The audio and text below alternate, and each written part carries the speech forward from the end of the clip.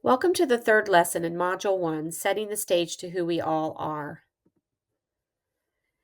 In this lesson, you will be able to describe how to use person-centered thinking and action, identify what's important to and for, and create your own person profile.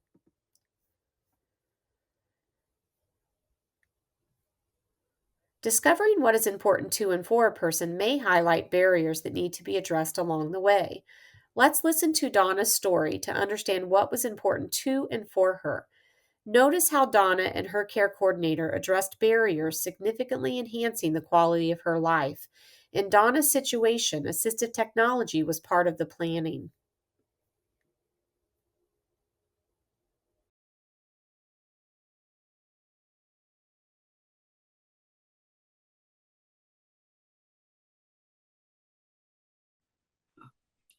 Everybody has different things, the different likes and dislikes. I'm a big avid sports fan.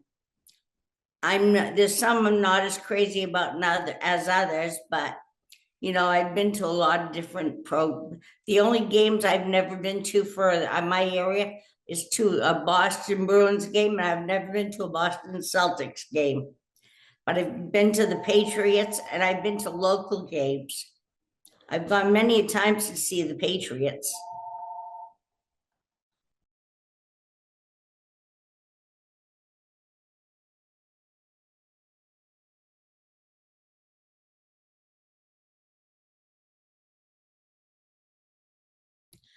My family is very strong and very supportive of me and what I do.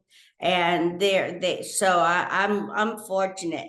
If you can make it so that you're the person you're supporting, you can help them be with their family more. That's why I moved out here to Leeds. I used to live in Old Orchard Beach, but I wanted to be closer to my mother, who's only about 20 minutes away, and my son's about 8 minutes away.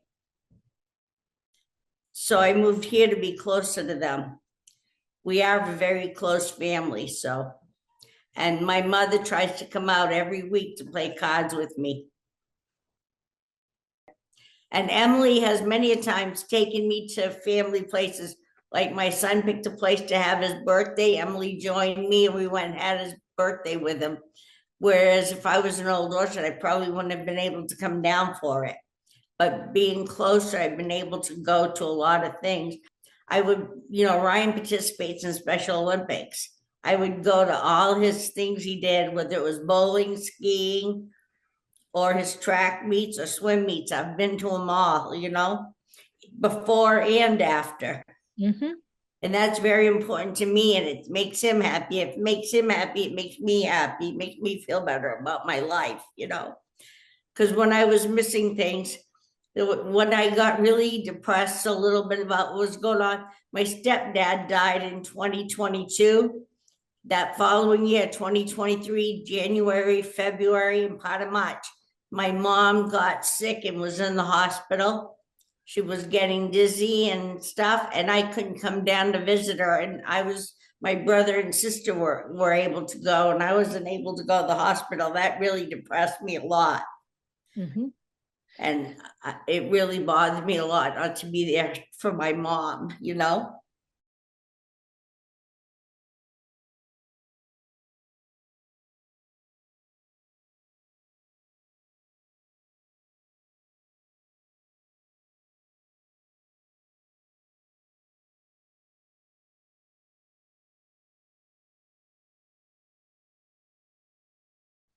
Yes, I have a special burner so I won't get hurt or burned. It's called induction cooktop. It has 2 burners on it, and you need special pans to work on it. And it's on a cart that I can wheel it out into the kitchen and use it.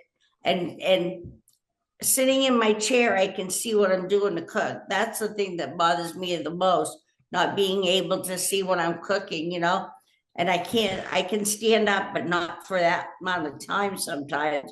Or I have an electric wheelchair now, and that puts me a little higher so I can see a little better. And I have a special cutting board. Mm-hmm. to cut vegetables and stuff on. And I have a special glove to wear on my hand. It's called a cutting glove. My brother likes sugar pie. That's a Canadian pie.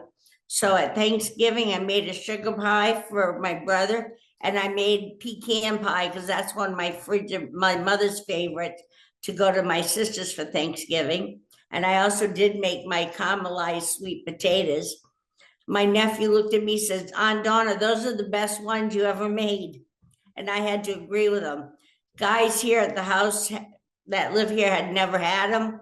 I made a small little dish of them for them, and they loved them. One of the guys said, Donna, those are really good. I'd never had them before, but I really like them.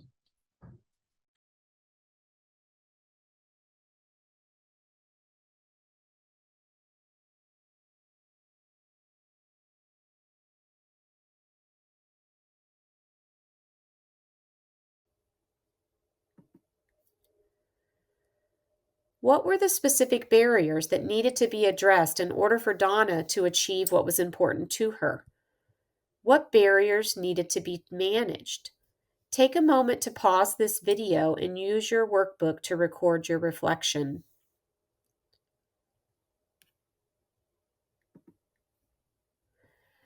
There are many tips and tools you can use to advance person-centered thinking. We are going to spend time using 2 of these tools to illustrate how person-centered techniques can help you get to know what is important to and for yourself, as well as for others you support through your job. These 2 tools provide a good foundation for developing a vision for life, which we will talk about more in Module 2. And it can help you establish a plan to reach that vision, which we'll talk about in Module 3. These tools include Sorting Important 2 and 4, which is by Helen Sanderson, as well as using a person profile.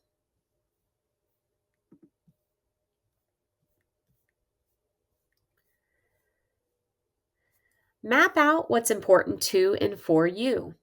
Using the Important 2 and 4 template, write down the things that are important to you. Then on the other side of the page, write down the things that are important for you. In the traditional system of services and supports, the focus is on what's important for a person. Person-centered thinking is all about starting with what matters to a person, what's important to them. We actually need to know both important to and for in order to help the person identify their vision for a good life, their goals, as well as their action steps that they can take to reach those goals. When you think about things that are important to you, you can consider things that make you happy, like the people you spend time with, having hobbies, or things of value in your home, your routine, places you go, etc. Also think about what's important for you, things like health and safety and home environment, for example. Using your workbook, feel free to pause this video and take a few minutes to jot down what's important to and for you.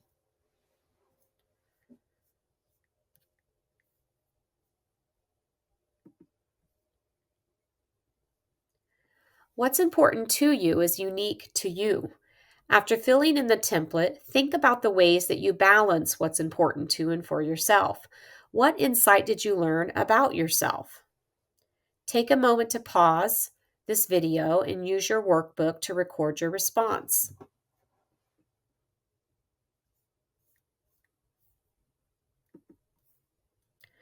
Now that you have identified what's important to and for you, let's take a moment to learn about person profiles, which are also called one-page profiles. Keep in mind that there is no right or wrong way to develop a profile. The profile is intended to uniquely represent you. You can add sections, place a picture, or change the background. You can also keep it simple or make it really complex. Totally up to you. So take a moment to listen to this video and learn more.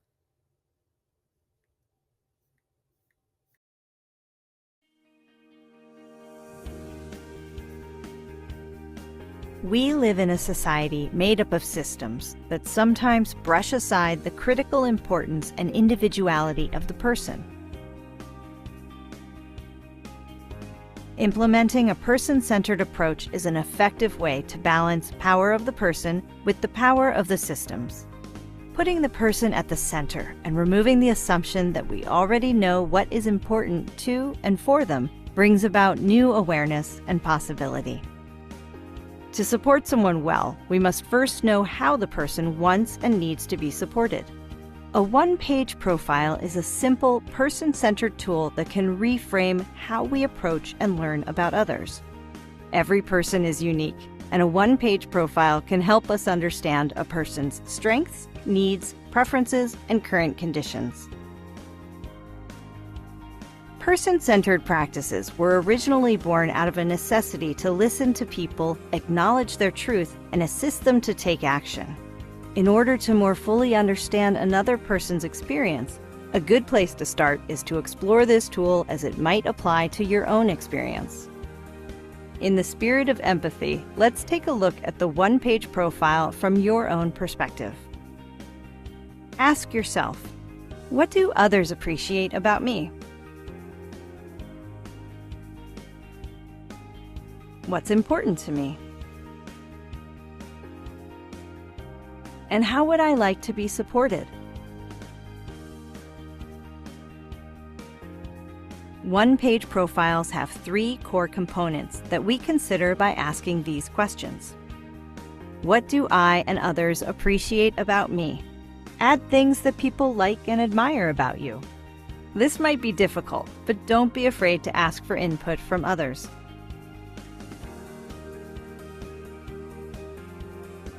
What is important to you? This can include issues of health and safety, comfort and preferences, and anything else that is important to you. This might include relationships, traditions, rituals and routines, intrinsic values, material objects, and special places or spaces.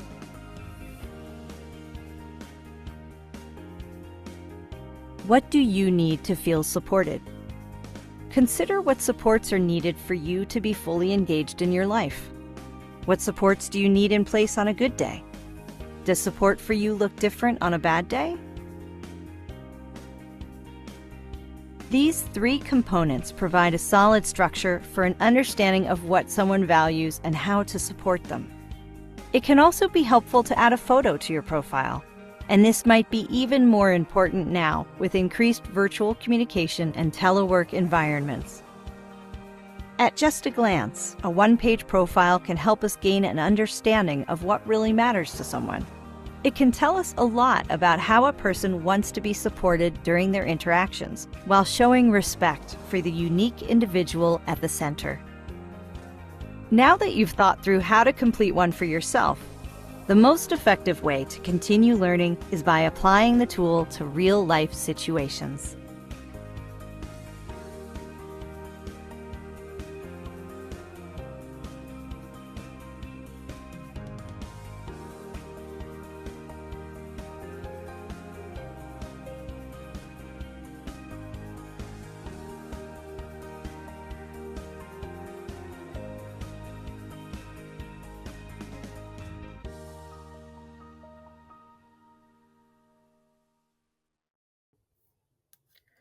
Okay, so let's get your person profile started.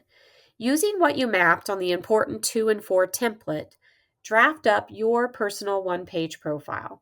Person profile should reflect all the information important about you on one page. It can include those routines that make a difference in your life or the things that matter to you at home, at work, or socially. Think about how you like your day to go. How do you like people to approach you? How do you communicate? What do you want people to understand about you? Are there things that annoy you that you wish people knew so you could be happier? Are there ways that people can support you so you can reach your own life goals? Build answers to these questions and more into your person profile. Include the detail needed so that if a person who does not know you picks up the page, they can quickly understand who you are. You can use the template available in this lesson, or you can get creative and use a template available at the resources link on this slide. You can also turn to your workbook and practice developing your personal profile there. Feel free to pause this video and take some time to work on your person profile located in your workbook.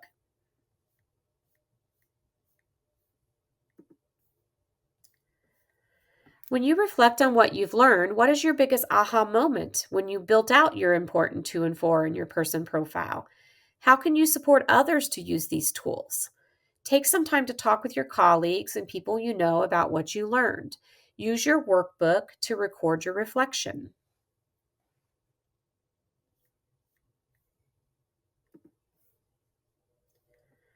To summarize, person centered thinking is exploring where a person was, is, and wants to be by using techniques that balances what's important to and for the person. Again, it's all about relationship and discovery. All of this leads to action. We all must contribute to a person centered delivery system by living those person centered values in our day to day lives. Doing so will enable us all to work together to flip the traditional medical model system of delivery over to a culture of learning, relationship, and support. Thank you for listening to Module 1